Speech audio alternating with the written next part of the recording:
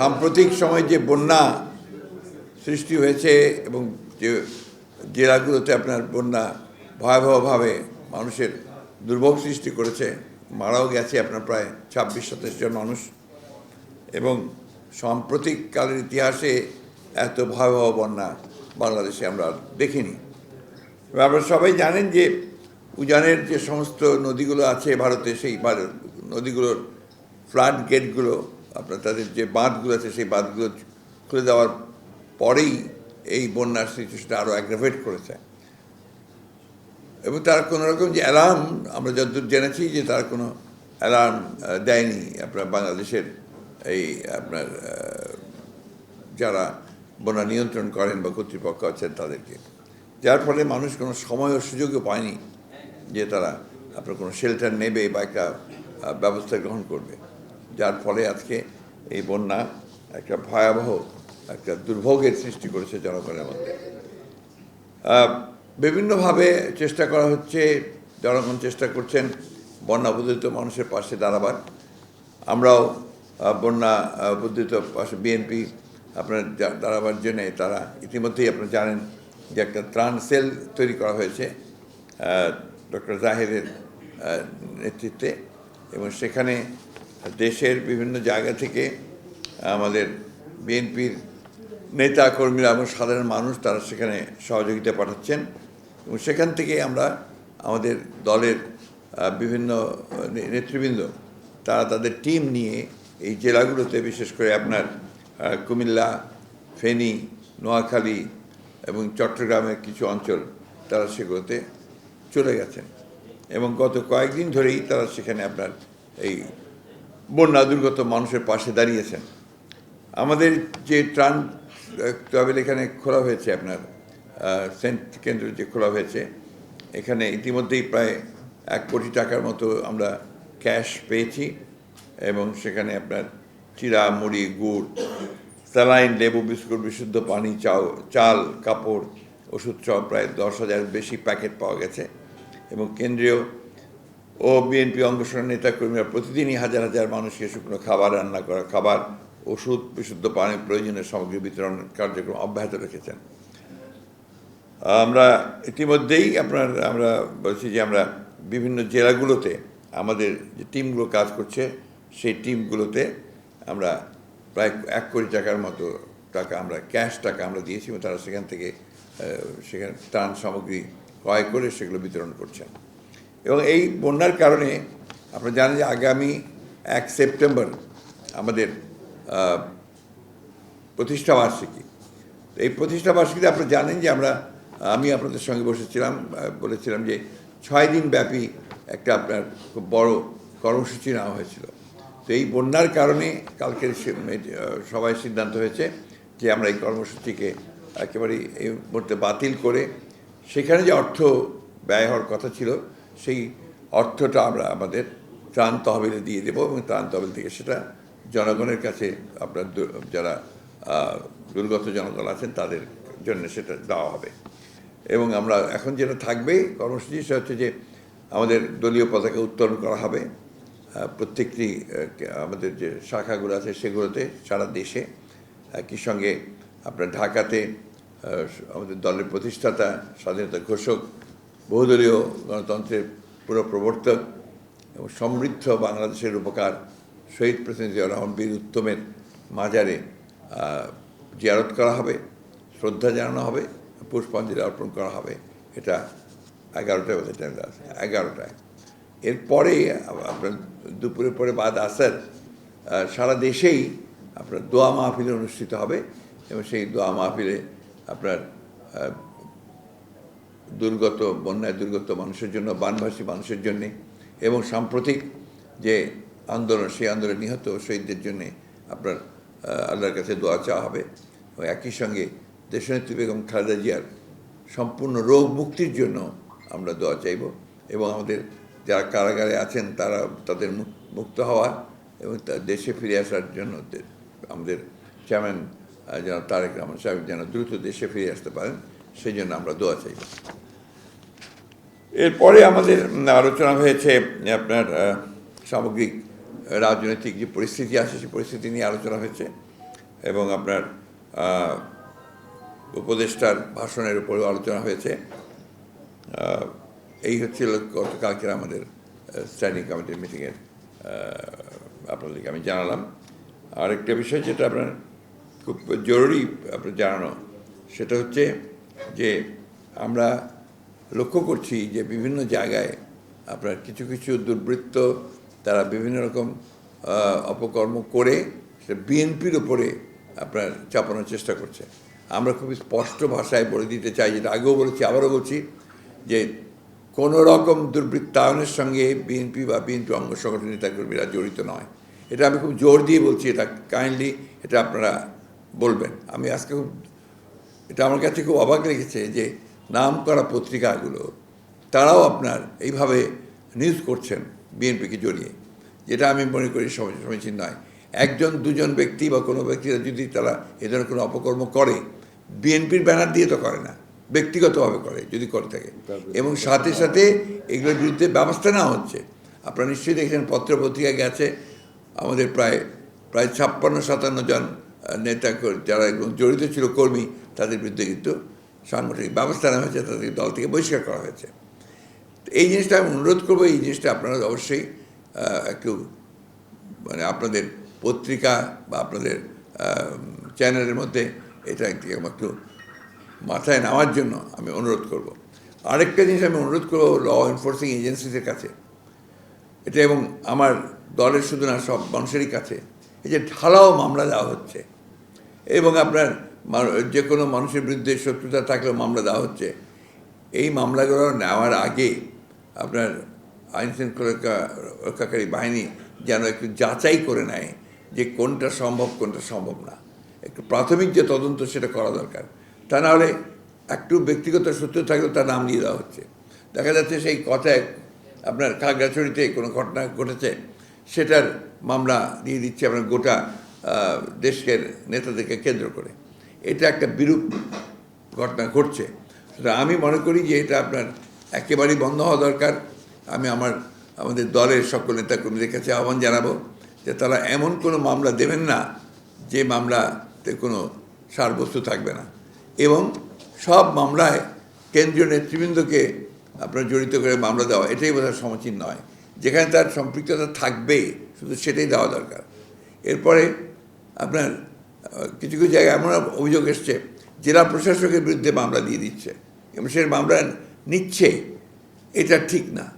একটা প্রশাসন আছে, একটা আপনার এখন ইন্টারিম গভর্নমেন্ট আছে, একটা ক্রান্তিকাল পার হচ্ছি আমরা। এই সময় যতটা সম্ভব এই সরকারের সঙ্গে সহযোগিতা করে, প্রশাসনের সঙ্গে সহযোগিতা করে একটা স্টেবিলিটি নিয়ে আসা, স্থিতিশীল অবস্থা নিয়ে আসা। এখন এই স্থিতিশীল অবস্থাকে কখনোই ব্যাহত করা উচিত নয়। এটা আমরা আহ্বান জানাবো যে আমাদের দল, এদের কর্মী, নেতাকর্মী, অন্যান্য দলের নেতাকর্মী, একই সঙ্গে জনগণ যেন আপনার এই বিষয়গুলো অবশ্যই বিরত থাকেন এবং যেটা সত্য সেটাই শুধুমাত্র তারা মামলা করে নিয়ে আসেন। নাহলে এখন যেভাবে মামলা হচ্ছে সেটা আমি মনে করি যে সেটা এই যে বিপ্লব হয়ে গেছে, এই বিপ্লবকে আপনার সংহত করবে না। এবং আমরা যে উদ্দেশ্য আমাদের যে একটা আপনার এই ইন্টারিম গভর্নমেন্ট সংস্কারগুলো করে তারা একটা নির্বাচনের দিকে যাবে, সেই উদ্দেশ্যটা অনেক সময় ব্যাহত হওয়ার সম্ভাবনা আছে। আরেকটা কথা যেটা আমি বারবার বলছি, আবারও বলছি, যে এই বিপ্লবকে ব্যর্থ করার জন্য কিন্তু একটা গভীর ষড়যন্ত্র রয়েছে, চক্রান্ত আছে। আপনারা লক্ষ্য করে দেখবেন যে বিদেশ থেকে, বিশেষ করে পার্শ্ববর্তী বিশেষ ভারত থেকে এমন কতগুলো প্রচারণা চালানো হচ্ছে যে প্রচারণাগুলোর দিকে যেন বাংলাদেশের যে বিপ্লব সেটাকে তারা নস্যাৎ করতে চায়। কতগুলো পলিটিক্যাল ইস্যুকে তারা কমিউনাল ইস্যু বানাতে চায়, যেটা একেবারেই গ্রহণযোগ্য না। আপনার প্রথম দিকে যে ক্যাম্পেইন চালানো হয়েছে যেখানে মাইনরিটিদের উপর অত্যাচার নির্যাতন চলছে, এর বোধহয় 1-2% সঠিক না, এবং যে ঘটনাগুলো ঘটেছে সেগুলো কিন্তু আপনার কমিউনাল এবং অ্যাট দি সেম টাইম এর সঙ্গে পলিটিক্স, কমিউনাল না, এগুলো পলিটিক্যাল। সেই জিনিসটা আমাদের কিন্তু দেশের স্বার্থে, জনগণের স্বার্থে এটাকে আপনার প্রচার করা উচিত। দ্বিতীয়ত হচ্ছে যে আপনার এই যে এখন যেটা অনেকেই অভিযোগ করছেন দখলদারি, আপনার বিভিন্ন রকম, এগুলো কিন্তু একটা ক্যাম্পেইন চলছে, কনসার্টেড ক্যাম্পেইন। এবং আমি বলতে বাধ্য হচ্ছি অত্যন্ত আবার সে আগের মতো 1-11-র মতো বিএনপিকে লক্ষ্য করেই সেই কাজগুলো করা হচ্ছে। এটা আমি মনে করি যে এটা অত্যন্ত একটা অন্যায় হচ্ছে, অবিচার হচ্ছে। কারণ বিএনপি গত 15 বছর ধরে এই দেশের গণতন্ত্রকে পুনরুদ্ধারের জন্য সবচেয়ে বেশি ত্যাগ স্বীকার করছে। বিএনপির চেয়ারপারসন 6 বছর জেলে ছিল এবং সম্পূর্ণ মিথ্যা একটা ফেক মামলায়। ভারপ্রাপ্ত চেয়ারম্যান বিদেশে নির্বাসিত অবস্থায় আছে।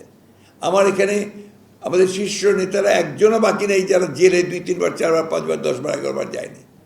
এবং তার পরবর্তী স্তরের নেতারা 124, 140, 150, এমনকি 326টা পর্যন্ত মামলা রয়েছে। সাজা হয়েছে প্রায় 2500 নেতাকর্মীর বিরুদ্ধে। গুম হয়ে গেছে আমাদের 700-800 নেতাকর্মী। হত্যা হয়েছে, নিহত হয়েছে, শহীদ হয়েছে প্রায় আপনার মোর দেন 2500। গ্রেফতার হয়েছে হাজার হাজার, একটা সময় আসে আর গ্রেফতার হয়ে যায় 37,000, 28,000 মতো একই সঙ্গে। এই বিষয়গুলো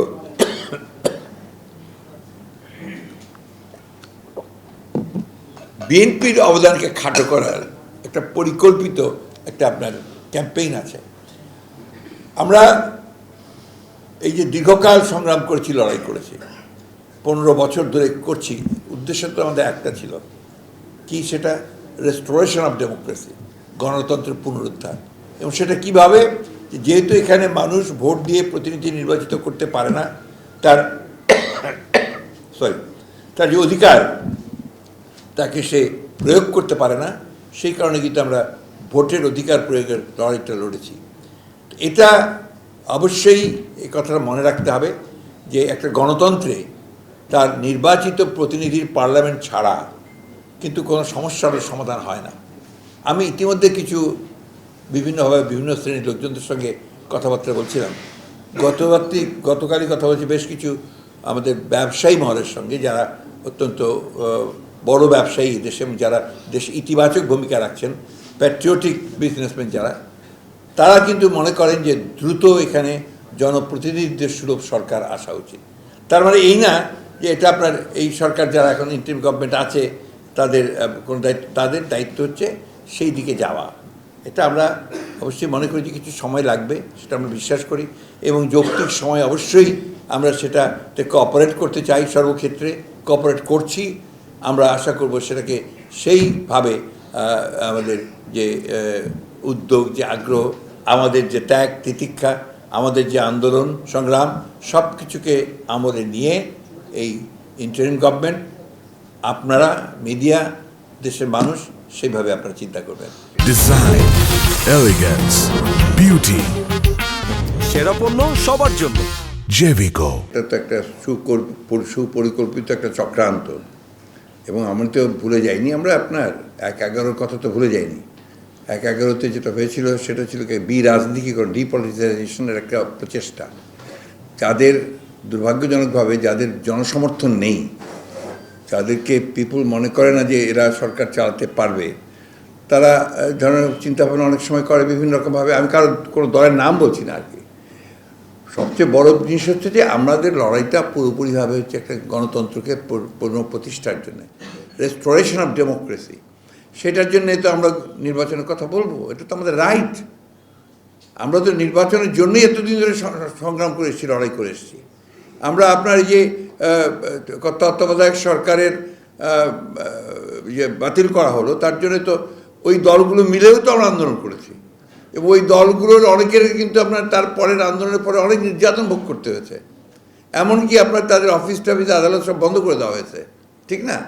তো এখন ওই আন্দোলনকে, ওই বিষয়কে বাদ দিয়ে তো আমি অন্য কোনো রাজনৈতিক চিন্তা এই মুহূর্তে করব না। হ্যাঁ, আমি অবশ্যই বলেছি যে ইন্টারিম গভর্নমেন্ট এসছে এবং সেটা আন্দোলনের মধ্য দিয়ে এসছে, বিপ্লবের মধ্য দিয়ে এসছে। অবশ্যই এই যে ইন্টারিম গভর্নমেন্ট, তাকে সেই যৌক্তিক সময় অবশ্যই দিতে হবে, এবং তার জন্য সকল প্রকার কোঅপারেশন, সহযোগিতা কিন্তু আমরা এখন পর্যন্ত করে চলেছি, করব। যতদিন আমরা মনে করি যে সরকার রাইট ট্র্যাকে থাকবে, অবশ্যই আমরা সেটা করব। আমরা তো ভুলে যাইনি 1/11-এ কারা চেষ্টা করেছিল রাজনীতিকে করে, ডিপলিটিসাইজেশন, যে রাজনীতির দরকার নেই, সিলেক্টেড লোকজন আসবে এই ধরনের চিন্তা ভাবনা করেছিল। এমনকি ওই সময় আমার দলকে পর্যন্ত আপনার পুরোপুরি বাতিল নিশ্চিহ্ন করবার চেষ্টা হয়েছিল। এই কথাগুলো তো আমি ভুলতে পারি না। এটা আমার আমার গণতন্ত্রের জন্য, আমার রাজনীতির জন্য, দেশের উন্নয়নের কল্যাণের জন্য তো এটা আমাকে মনে রাখতে হবে। আবার যদি ওই চেহারাগুলোই সামনে দেখি তখন তো যথেষ্ট সন্দেহের উদ্রেক হয়, যখন তো প্রশ্ন এসে যায়। এই জন্য আমরা সেটাও বলেছি যে আমরা এইবার আন্দোলনে এবং এই বিগত ফ্যাসিস্ট আওয়ামী লীগ সরকারের দোসর হিসাবে যারা কাজ করেছিল, যারা তাদেরকে সহায়তা করেছে, তাদেরকে এই হত্যা করতে সহায়তা করেছে, আমরা তাদের চেহারাগুলো দেখতে চাই না। একই সঙ্গে দেখতে চাই না যারা গণতন্ত্রকে আপনার ব্যাহত করার জন্য, ধ্বংস করার জন্য কাজ করেছে, তাদেরকেও আমরা সেইভাবে এই দেশের মধ্যে দেখতে চাই না।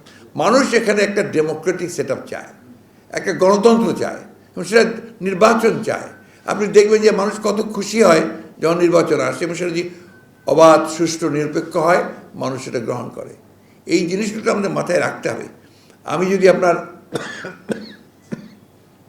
একজন ব্যক্তি, কয়েকজন ব্যক্তি মিলে আমি মনে করি যে আমরা আপনার একেবারে স্বর্গ বানিয়ে দিতে পারবো, আমার এই চিন্তাটা একদম সঠিক হবে না।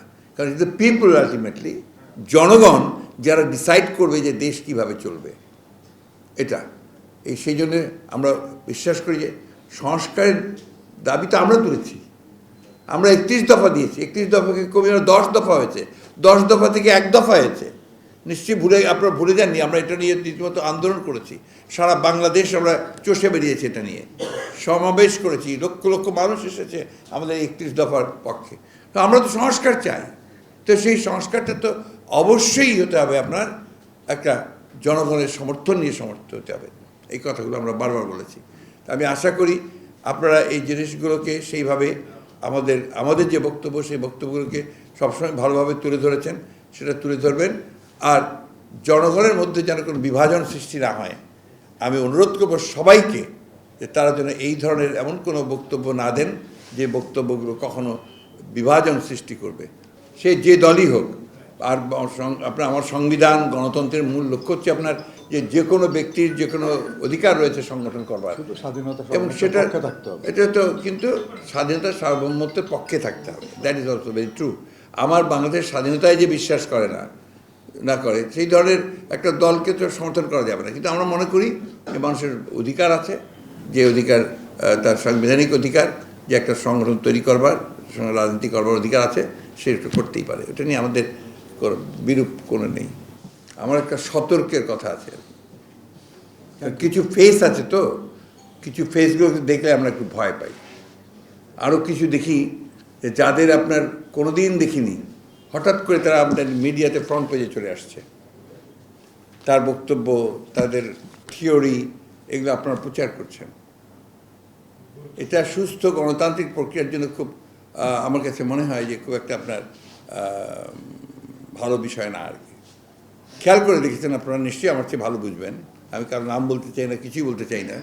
যাদের কখনোই দেখলাম না, কোনোদিন তারা সামনে আসলেন না, দেশের মানুষের সামনে আসলেন না, আপনার কখনোই দেখলাম না, এখন হঠাৎ করে দেখি তারা একটা ফ্রন্ট পেজে চলে এসছেন। তাদের স্বাভাবিক, আসতেই পারে, সব কিছু ঠিক আছে, কিন্তু তাদেরকে আমরা চিনি না।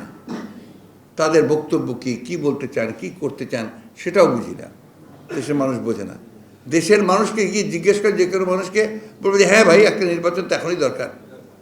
কারণ বললাম তো আপনাকে, বাংলাদেশের সবচেয়ে বড় ব্যবসায়ীরা তারা মনে করছে যে অতি দ্রুত একটা elected government should be there, ব্যবসার জন্য, আপনার শিল্পের উন্নতির জন্য, অর্থনীতিকে সচল করার জন্য।